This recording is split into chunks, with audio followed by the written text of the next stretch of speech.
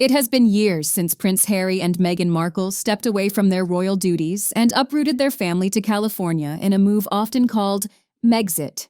Since then, Prince Harry's nephews, Prince George and Prince Louis, and his niece, Princess Charlotte, have not been able to spend time with their uncle as much.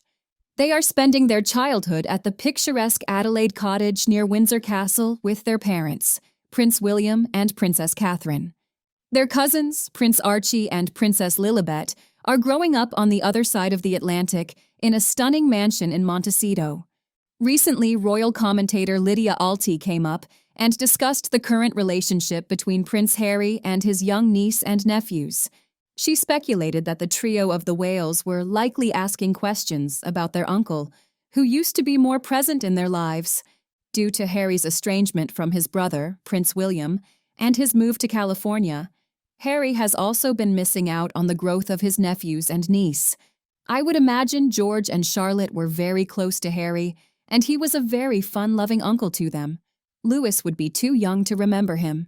As the nation paused in solemn silence for Remembrance Sunday, the royal family gathered at the Cenotaph in London to honor those who made the ultimate sacrifice. King Charles led the moving ceremony, laying the first wreath at the memorial, followed by Prince William, while Queen Camilla and the Princess of Wales stood nearby in quiet reflection. It was a poignant moment of national unity and royal dignity, though one notable absence did not go unnoticed. Prince Harry, once a decorated soldier who served 10 years in the British Army and completed 2 tours in Afghanistan, was not among the royal ranks this year. Instead, the Duke of Sussex marked the occasion across the Atlantic, where he carried out a series of remembrance-themed engagements in Toronto and released a deeply personal essay titled "The Bond, the Banter, the Bravery: What It Means to be British." In his heartfelt piece, Harry reflected on his military service and enduring connection to his homeland, writing that although he currently resides in the United States, Britain is, and always will be, the country I proudly served and fought for. His choice of words, particularly currently, caught the attention of many royal watchers, suggesting that despite his California life with Meghan and their children, part of his heart still belongs to Britain.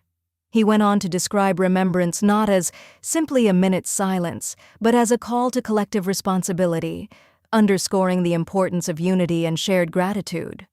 Harry's reflections come at a time of visible distance from his family, yet also reveal the complex balance he now navigates between duty to his past and loyalty to his present. While the senior royals stood in London's autumn chill, Harry attended a star-studded Beverly Hills event with Meghan on Saturday night.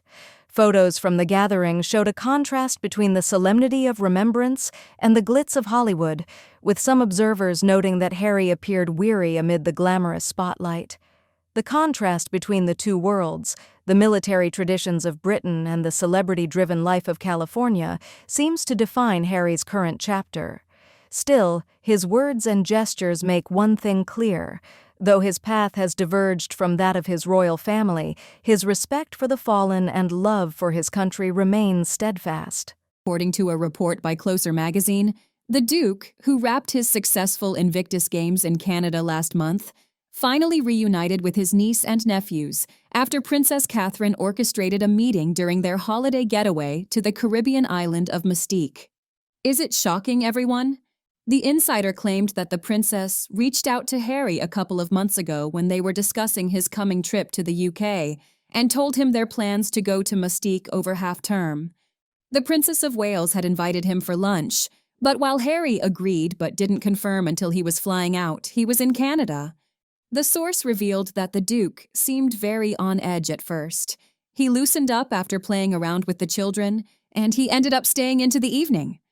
Prince Harry has first face-to-face meeting with Catherine, William, and their children in years, or does he? This news for me, personally, are still relatively vague. Until now, there's no proof about the provenance of the event. Catherine is nothing if not a fast worker, apparently, as the latest intel claims that she might have already succeeded in getting the two princes to break bread and sit down together. If true, this is a huge step in the right direction for a royal family reconciliation. And yet it seems that the princess still has her work cut out for her, as 1/3 of the trio is not so keen on the whole kiss and makeup idea. William, we're looking at you. The reunion reportedly left Catherine emotional, realizing how much she missed Harry. However, the meeting appears far-fetched since the William and Harry have not been on speaking terms since the Duke attended Queen Elizabeth's funeral in 2022. Reports suggest that William is still furious over Harry's actions and did not even speak to Harry when they both were under the same roof for the memorial service for their uncle Lord Robert Fellows in August last year. The representatives for the Wales family and the Sussexes have declined to comment on the meeting. Meanwhile, another source from the Duke's tight-knit circle debunked the claims to closer about a meeting and emphasized that the Archie and Lilibet's father returned home after the Invictus Games concluded. The report comes after Prince William's former aide, Jason Nauf, lifted the lid on the rift between Princess Diana's sons. He stated that the fallout was hard and sad. Amid William's ongoing frustration over Harry's public revelations, including his memoir Spare and the Harry and Meghan Netflix series, Catherine is reportedly determined to bridge the divide. After Harry left, Catherine told William that enough is enough and that he needs to work toward forgiving his brother.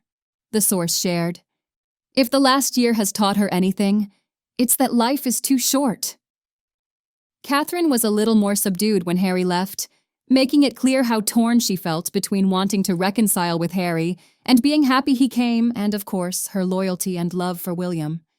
After Harry's visit, she told William that enough is enough and that he really has to try to work towards forgiving his brother.